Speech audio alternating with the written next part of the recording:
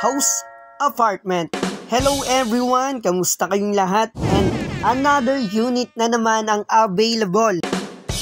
I-share ko sa inyo itong details and information ng ating na-visit at na-locate na vacant, bakanteng house and apartment. Ito pong house apartment na up and down townhouse with 2 bedrooms and 1 bathroom with covered parking garage, naka-tiles na ang flooring, bagong pintura, may sariling metro ng kuryente at tubig, malapit sa highway, may malapit na school at market. Flood-free location and inside subdivision, good community. Hello everyone! Kamusta kayong lahat? As of today, vacant update. Ito po yung house apartment for rent located in Bacoor City, Cavite, Philippines with 2 bedrooms and 1 bathroom with covered parking garage, house apartment.